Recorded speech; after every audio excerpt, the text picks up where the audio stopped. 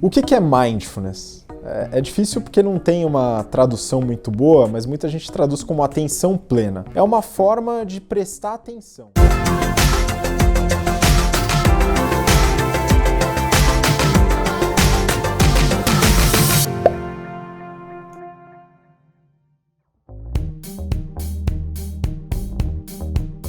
É curioso como esse tema surgiu para a minha vida. Eu comecei a me interessar muito pelo tema de negociação e gestão de conflitos e fui para a Universidade de Harvard estudar esse tema especificamente.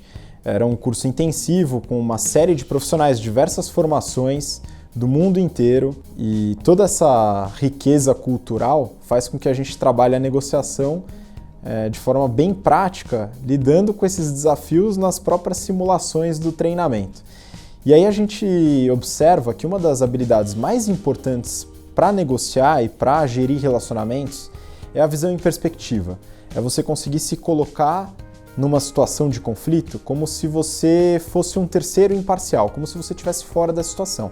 É impossível fazer isso de fato, mas a prática pode levar a você conseguir se aproximar um pouco disso, e se distanciar um pouco do seu ponto de vista, para enxergar o ponto de vista do outro de uma forma melhor, mais imparcial, menos julgadora.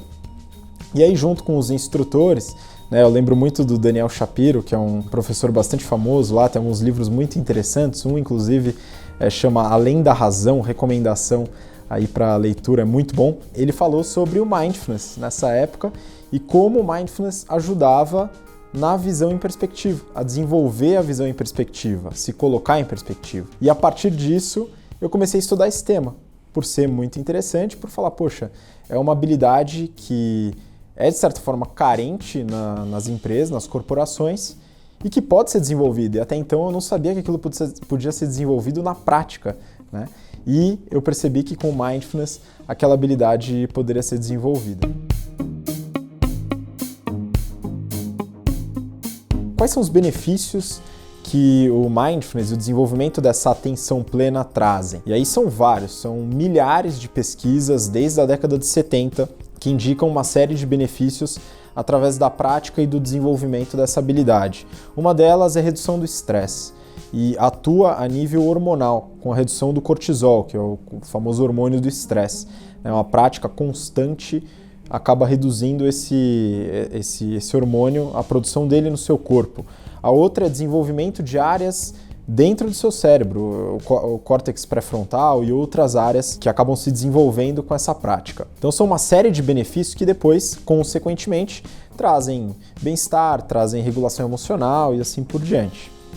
O mindfulness ele é muito interessante para o desenvolvimento de liderança, habilidades de liderança. Tem muito a ver com a questão da autoconsciência, que também vai gerar, no final, melhores relacionamentos com você, com a sua equipe, que pode possibilitar aí uma maior influência dentro da sua empresa, se você for um sócio, empreendedor, ou até da sua equipe, se você for um participante daquela equipe. Então é muito comum que líderes tenham treinamentos em mindfulness antes das suas equipes, para poder passar essa habilidade à frente, e espalhar essa habilidade para a empresa inteira. Isso é desenvolvido lá fora, o Mindful Leadership, muito comum. Quem começou isso, inclusive, foi o Google, através do Search Inside Yourself, que é um projeto bastante conhecido e que acabou inspirando muitas empresas a desenvolverem projetos semelhantes. Eu trabalhei com alguns projetos voltados para a liderança também, baseado em Mindfulness, e realmente ajuda bastante na questão do relacionamento e na própria autoconsciência. Aí você fala, como é que eu vou desenvolver essa habilidade de atenção plena? Então, tem como exercitar? Tem. Mindfulness também é uma prática.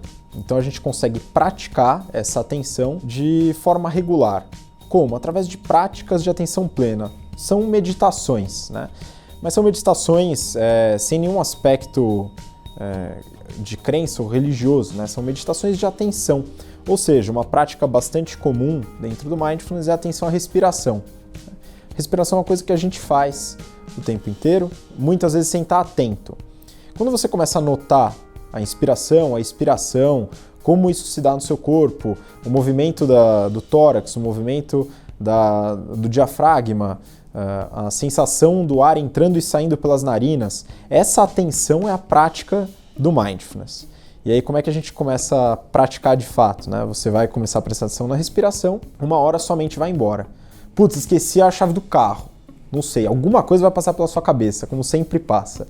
Né? A nossa cabeça está sempre ocupada. Você nota essa distração, porque naquele momento isso é uma distração. Nota a distração, me distraí, volta a atenção para a respiração. Vai sair de novo, outra coisa vai se passar pela sua cabeça, um planejamento, alguma ansiedade, alguma lembrança, alguma memória, alguma coisa se passa e você volta. Fazer isso constantemente é o exercício da atenção plena. E isso vai trazer esses benefícios estudados pela ciência e pelas pesquisas que são desenvolvidas. Como que uma pessoa pode começar a praticar Mindfulness, né? Algumas dicas que a gente pode dar para praticar. Primeira coisa é buscar um profissional qualificado, tá? Principalmente, se possível, da área da saúde. Criar um hábito é fundamental. Então, uma dica que a gente passa para quem quer começar a praticar essas meditações e o Mindfulness em si é tentar estipular um horário no dia e fazer isso diariamente, para que o hábito seja criado. Então, tem horário melhor para praticar? De manhã, de noite, tarde? Não. O horário que você preferir. Mais uma dica para a criação de hábito é: faça sempre no mesmo horário. Então, se você tem a facilidade de fazer de manhã, logo depois de acordar, legal, faça de manhã todo dia de manhã. Você prefere fazer à noite? Legal, faça à noite e isso ajuda também. É legal que a atenção plena não são só as práticas que a gente chama de formais, você sentar e praticar com atenção à respiração. Você pode praticar atenção plena em várias atividades do seu dia. Por exemplo, lavando a louça. Então você fala, putz, lavar a louça é um saco. Poxa, depende, você pode ver isso de várias formas. Se você lava, porque você tem que lavar, beleza. Se você usa como uma prática, ou seja, lavar a louça, prestando atenção na temperatura da água, na textura do prato, na textura da espuma, da esponja, tudo isso é uma prática de atenção. É você colocar a sua mente naquele momento presente com curiosidade, como se fosse a primeira vez. É uma forma de praticar que eu particularmente gosto bastante. Praticar andando, caminhando, também sem ouvir som, sem pensar no que está acontecendo, no que aconteceu no seu dia anterior, no que vai acontecer amanhã. Prestando atenção no seu passo, no seu andar, no peso do corpo, indo de um lado para o outro. Essa atenção, ela pode ser praticada em vários momentos do seu dia, em várias atividades, não só quando você para praticar de forma séria, sentado, etc. O Mindfulness ele pode ser aplicado em diversos contextos. Ele começou dentro da ciência aplicado a pacientes de dor crônica, na década de 70 nos Estados Unidos, ampliou para casos de saúde, aí falando de transtorno de ansiedade, depressão, etc.